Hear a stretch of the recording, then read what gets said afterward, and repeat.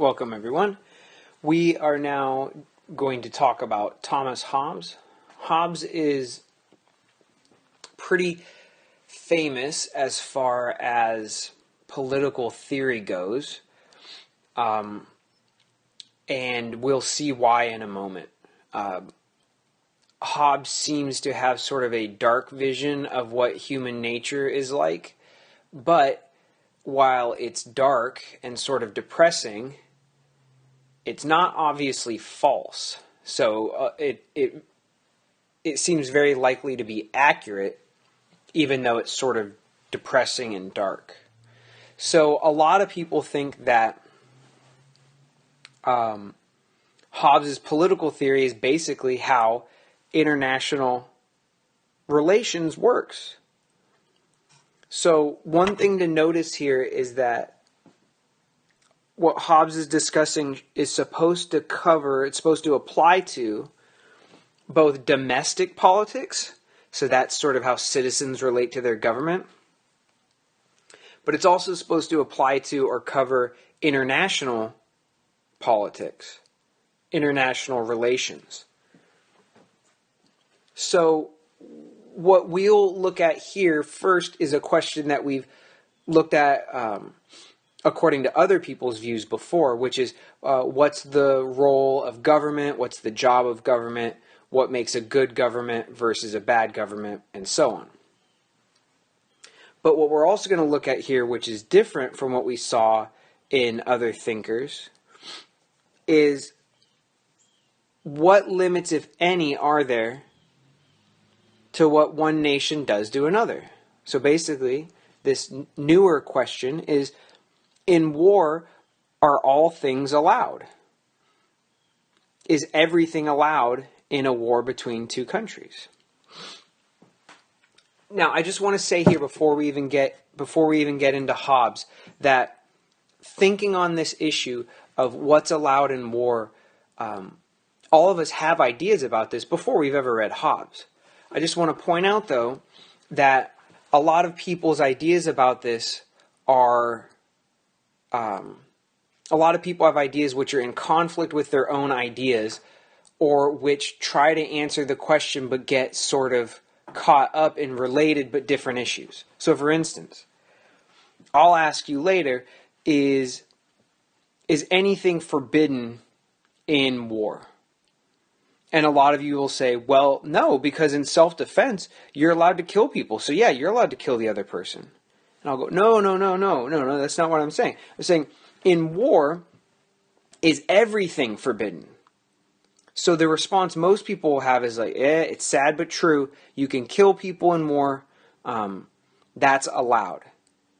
And I'll say, yeah, but that's not what Hobbes is talking about, and it's not what I'm asking about. I'm saying, is everything allowed in war?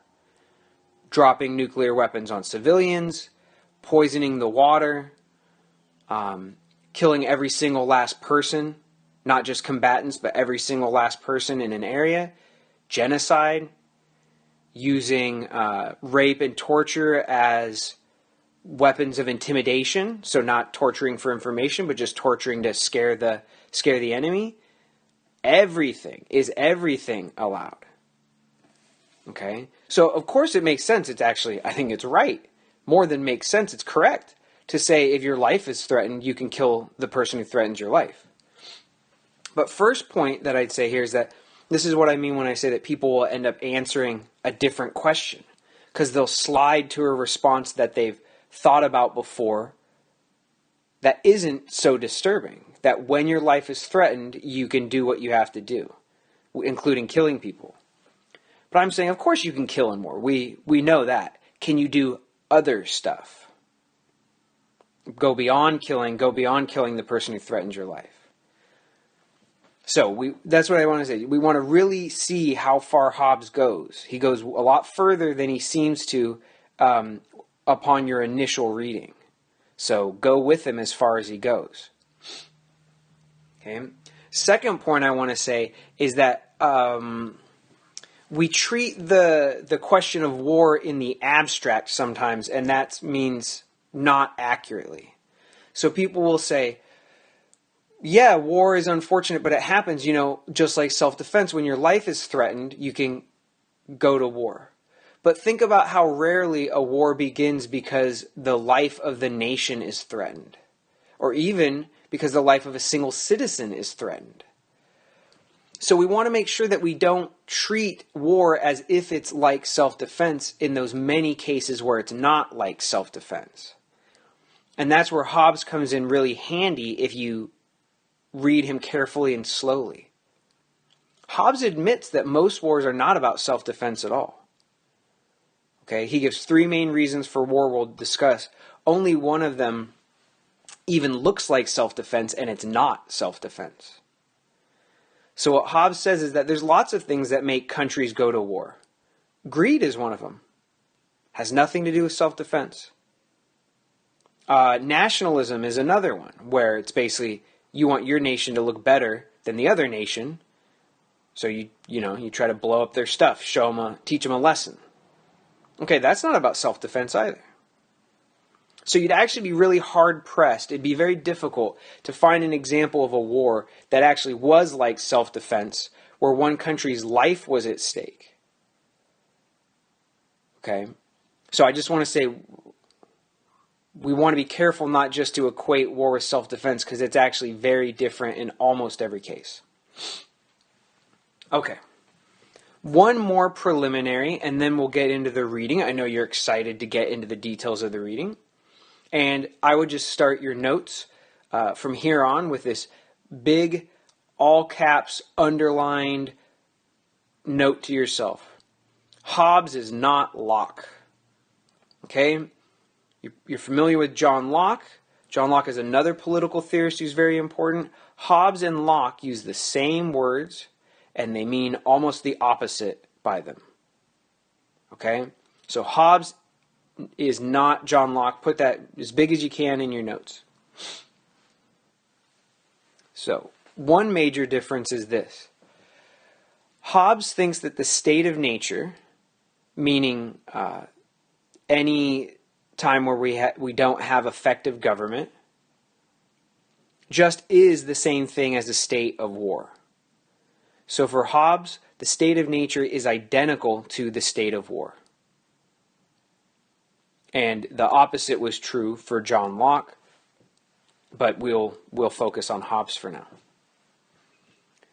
So the state of nature, meaning when there's no government around, just equals a state of war for Hobbes. So let's detail that some. For one thing, for Hobbes, in the state of nature, there are no natural laws. Basically, there are no rules that human beings have to follow just because we're human beings. So there's no natural law or sort of inherent natural morality for human beings. In nature, Hobbes thinks you can do whatever you want. It's only when you've got a government that you might need to regulate your behavior somewhat. Okay, so there are no rules, there is no morality at all prior to government for Hobbes. One way that people put this when they talk about Hobbes is they say morality is conventional, meaning that if we as a culture decide that as a convention, a social rule, stealing is wrong, well, then in our culture, stealing is wrong. But only because we decided as a group that we were going to forbid this behavior. So for Hobbes, I know this sounds weird, stealing's not wrong unless you live in a country that says it's wrong. So if you live outside of a country, stealing's not morally wrong. That should sound a little strange. We'll give more information on that in a minute. So for Hobbes, there are no rules in the state of nature. There's nothing wrong. It is also, he thinks, if we are without government, we will always be in a state of war. We will always be fighting with each other. So that's the point that we'll now move on to. That's the text point that we'll get onto now. Hobbes says that before you have a government, before you have police and judges and lawyers and all that good stuff, okay, he says people do have a certain natural equality. So I know what you're thinking. Oh, yay, this will be like the Bill of Rights, right? God-given rights that all people have equally, that demand respect. Not for Hobbes. Look at the first page of our reading, 262, column A, and look what he says. Look closely at what he says about equality. He says, nature's made people so equal in body and mind that even though there's sometimes one person way stronger in body than other people, he says the difference when you compare them is not really so considerable or large. Because, for example, with the strength of body, the weakest person has strength enough to kill the strongest. Either by secret plots and using other people. Either by secret plots or by using other people. Did you just catch what he did there? He says human beings are all equal by nature. Now, most people, when they say that, mean something like we all have equal rights. What he says, though, is even if there's one person strong enough to bash your head in your weakness, you could still poison them. Or you could get a mob full of weaklings like yourself and attack the big muscle man and kill him. Wow. So Hobbes says we're equal, but what he means is that it's not a natural right of equality. It's a right of capability. And then look at what the specific capability is. Killing. So for Hobbes, our equality is actually, in the first definition, an equality of vulnerability. We are all able to be killed, and we're all able to kill. So we're off to a good start here with Hobbes, aren't we? Okay. And that in a nutshell, I mean, there's so much more to say, but that in a nutshell is Hobbes. What does it mean to be human? It means to be vulnerable at all times to other humans unless we find some way of protecting ourselves. That at any moment you could be all the worst things done to you unless you find some way to prevent other people from doing those things to you. Okay? So, equality is right there in the beginning, and it's very counterintuitive what he means by equality. So he goes on further. This is 262A going over to 262B, and he says there are three main causes that actually lead people to kill and be killed. So he lists three different causes. The first one he calls competition. The second one he calls diffidence. And the third one he calls glory. So Hobbes, unlike some of the people we read, he actually wrote in English, but he wrote hundreds of years ago when the way we used words are very different. So for competition, I'd like you to put desire or just greed. He basically means greed. Okay, and for diffidence, since that's not a word we use very often anymore, I would put fear, but I want you to emphasize that it's paranoid fear. It's unjustified fear. Side note, this is the one that looks like self-defense, but is not self-defense. I guess I would put that down now if I were you. I'll say more about it in a moment, though. Okay, so diffidence is fear, but it's paranoia. It's unjustified fear. And the third one, for glory, you could put vanity, you could put pride. I think glory actually works pretty well here, though. Okay? So, a few things about these before we get into them. One, Hobbes thinks these are universal. That these sort of, you could say that they're sins if you want, but they're character defects, they're propensity to violence and theft and contempt for others, that these are natural to human beings. Okay, this is important. He thinks all of us have these motives or these feelings deep inside of us. Some of us might repress them so that we don't consciously recognize them. Some of us might control them so that we don't act on them all the time. Okay, but they're in us. Okay, they're in us. So this is part of the thing for a difference between Locke and Hobbes.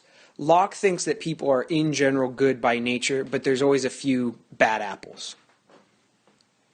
Hobbes thinks we're all like proto-criminals, right? We all want to do these things. It's just that a lot of us stop ourselves, but we all want to. So we're all ready to do these things at some level deep down inside. And just as a small backup for him on this, look at what happens when governments disappear. When through war or civil war the government collapses, what starts happening? People start killing people who they didn't like before the war. They start stealing from their neighbors. They start raping each other. They start looting and rioting and smashing. Right? So Hobbes seems to think that society is a cage, but a necessary cage to tame the wild animal that human beings are. And remember, again, it's not that there are sociopaths out there that you have to be careful of. It's that we all equally have to be careful of every single other person, because we're all willing to do the unthinkable as soon as we're allowed to do the unthinkable. Now, I'll give you more proof for that Hobbes gives later on, but I just want you to understand. He says this is basically all human beings. It's not the exception to be willing and able to do violence. It's the rule. Okay. That's one point, that he thinks this is universal. Another thing to point out here is that these are what Hobbes calls passions, but they're basically emotions. They're desires. They're not rational. They're not things that you can recommend that all people do. They're basically wild, chaotic impulses. Now, these are bad things, basically. Well, they're not bad in the sense of being immoral. They're bad like, I don't want them to happen to me. And so politics will help prevent these things. But this is my point here. First point is that it's all of us who are like this, according to Hobbes. The second point here is this: politics is not about rationality. It's not about morality. It's just about containing the chaotic impulses of human beings. It's just about putting a cage around the beast which is humanity so that we don't tear each other limb from limb. And what we'll see later on is that just as these are sort of emotions or sort of emotional responses to situations, politics is primarily about the emotion of fear. That people act how we want them to when people are scared of the government. When people are scared of punishment, more or less. Okay, so basically, if you want to sum this one up in just a few words, politics is about emotions. You use certain emotions like fear in order to check or stop or counter other emotions like greed. Okay, so now some more details on these. The reason I don't like the word competition for the first of these emotions that drive us to violence is that it makes it sound like you're starving in the desert, right? There's one piece of delicious fried chicken, and there's someone else there, and then you compete over the scarce, limited resource. But Hobbes doesn't say it's about scarce or limited resources, does he? He just says if people desire the same thing. All it takes is that they want it, they can't both have it, then they become enemies. Now, this is crucial. Pay attention to this, please. 262b at the top, he says, sometimes it's to conserve yourself to save your life, but he says sometimes it's for your delectation only. Delectation, when something's delectable, it means it's delicious, right? So basically he's saying sometimes the competition or the desire for the same thing can be about saving your life. My point, though, is he also says, but it doesn't have to be. That's why I say greed for it. You see something that someone else has and you want it. Not to save your life, not to protect your children, but just because you want it. Think about it. Thieves in society, they don't steal just to stay alive. They steal a lot more than they need just to stay alive, right? Okay, so that's why I emphasize that it's greed. I also do that so that you don't think it's always about self-defense, which it's not for Hobbes. Okay, so human beings see a shiny object that another person has, we want to take it. You'll notice too on page 263, he says, this first emotion that drives people to war, desire, makes people use violence to make themselves master of other people's bodies, spouses, children, and cattle. Again, if you're like a Viking and you go to someone's village and you kidnap their children, you're not doing that to stay alive, right? You're doing it because you want someone to do work in your fields, or you want someone to marry off to your cousins, or whatever it might be, right?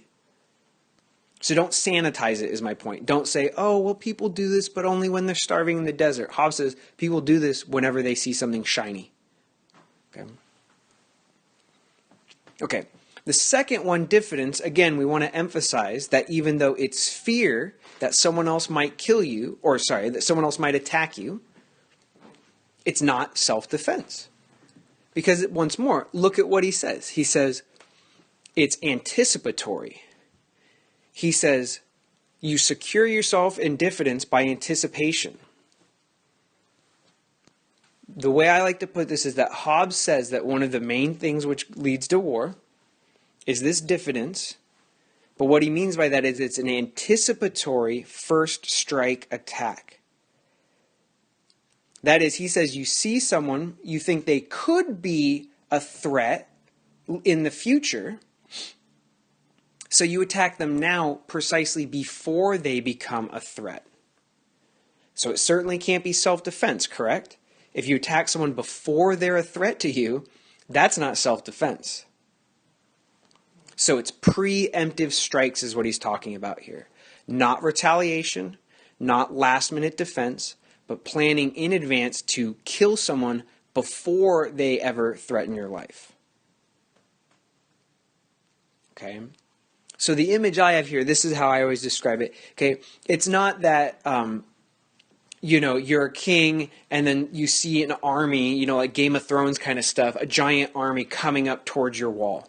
And you go, oh, I'd hate to do it, but I guess we have to get the cannons out, and oh, so sad we have to kill people now.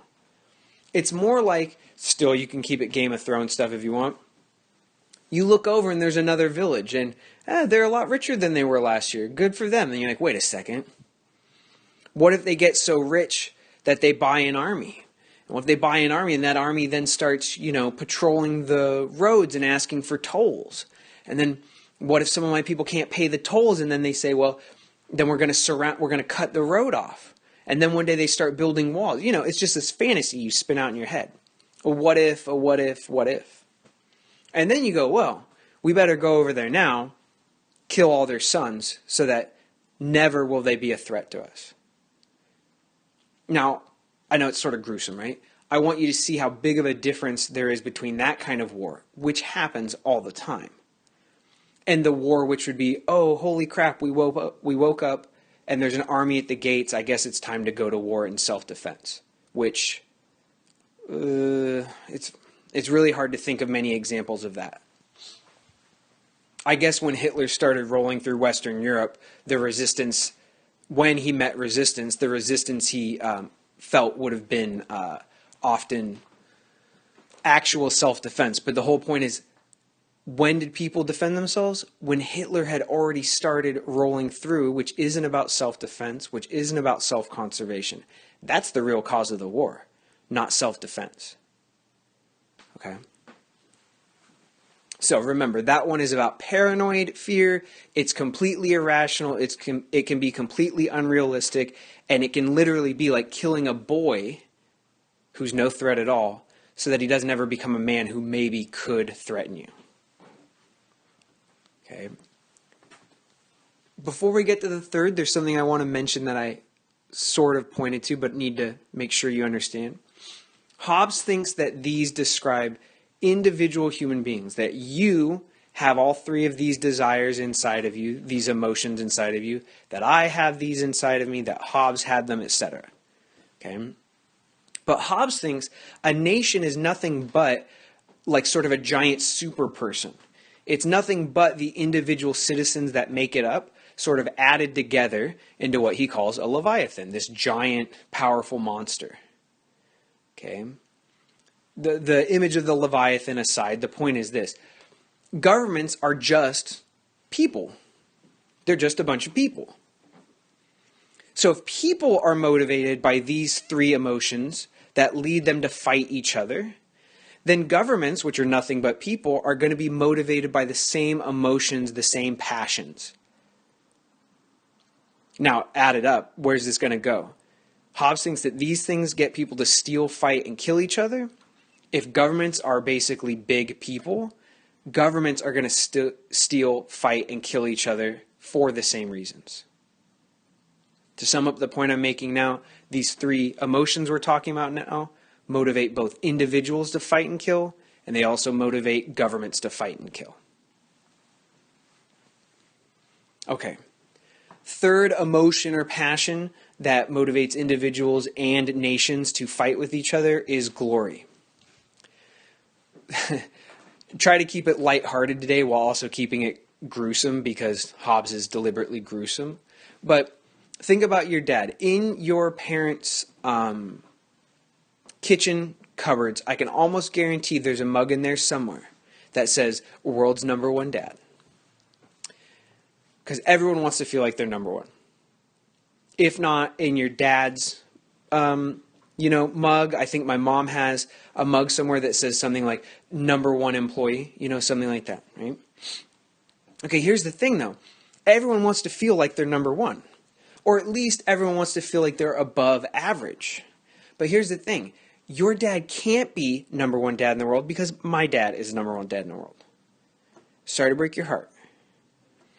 Of course, I'm joking around. But here's the thing, though. Everyone wants to be above average. And on most scores, people do evaluate themselves as above average. So I forget the stat. Maybe one of you can Google this and get the exact statistic. But if you ask people if they consider themselves smarter than average or less smart than average, it's something like 70% of people think that they're smarter than average. Now, by definition, half the people are smarter than average and half are less smart than average. Same thing, you ask people if they're trustworthy, if they're a good friend, it's something like 80% of people think that they're a better than average friend or a better friend than their own friends are. You see what I'm getting at here? Everyone wants to think that they're better than they in fact are. They want to think that they're better than the person next to them. Okay? So glory actually works fine as a description here, the description he gives. People want to be puffed up. They don't want to be contempted. They don't want to feel contempt directed at them. They don't want to think that they're being undervalued, etc. So they want other people to be in awe of them, okay, to sort of be impressed by them. And this is what Hobbes says. He doesn't just say, well, you want to be number one. He says if you feel that you should be number one, other people don't pay attention to that. He says this can drive people to destroy each other, to try to extort the high valuation from the people who condemn him by damage and from others by the example. So here's something a little more specific that you can Google. Look at there's YouTube videos of the closing of the border every night between a part of Pakistan and a part of India. Okay, and India and Pakistan both go to great lengths to stage this very dramatic military thing every night. It happens every day. Okay, where they kick and high step and they point guns and they do all this stuff. Now, from the outside, it looks silly, but all that posturing and all that tough guy machismo attitude, it's not specific to Indians and Pakistanis. All countries do that, where they puff up their chest and they say, we're the best country in the world. Our neighbors are all idiots who want to destroy us. And one day we'll show them, we'll rise again, the Austro-Hungarian Empire or, America and Russia in the Cold War. Everyone wants to be evaluated highly by their neighbors, including nations. Okay, so now I have questions for you. I may or not break these up into separate questions and then discussion. I guess you'll know when you go there. But do give me answers to all of them, and maybe you'll type them into separate places as well. The first one is, do you think that these kinds of emotions actually are inside all of us? Okay. Surely you know that some people are like this, but remember, Hobbes doesn't say some people. He says all of us have these emotions deep down inside of us. So that's the first question. Do you think individuals are basically all of us motivated by these? Only a few of us, etc. So pause the recording now and think about that, please. Second question, or second part at least, is this. Do you think that nations are in fact guided by these impulses? And remember, these impulses, Hobbes thinks, aren't merely feelings, but they drive behavior. They're motivating emotions. So, first part of this second bit is very easy. Do you think nations are guided by these as well? Do you think nations act on these? The follow-up is give examples. Give examples of wars that you think are caused by one, two, or all three of these motivating emotions. Okay, so then I want examples that you think are caused by one, two, or all three of these. Because they're not mutually exclusive, right? You could be motivated by glory and by greed, okay? Here's a little follow-up to that, though. Once more, if we can think of some examples of that, so what? Just like if Hobbes were saying some people are greedy, so what? Hobbes says something much more interesting and challenging. Just like he says all people have those motivating desires, he says all wars are caused by one, two, or three of those motivating emotions. So let's see if he's right, basically. Try to come up with an example of war between nations that you think is caused by something other than one of those three things. Now, if you can, that's very cool. If we can't, or if it's really, really hard, then it sort of proves that Hobbes is probably right when he says these three things, and only these three things, lead human beings to fight in wars. Okay? Now, the sort of third part to this cluster of questions is this. I'll tell you what Hobbes says when we come back from the break in the next recording. But do you think there's any way to stop this stuff? If this is something that motivates some or all of us, and if it causes some or all wars, well, war is hell. So how do we prevent the hell which is war? How do we stop these emotions from actually leading to fighting? Okay, so with those three difficult questions, I would sit on this and think for a while. We're going to end this part of our Hobbes recording. Okay? Thank you, everyone.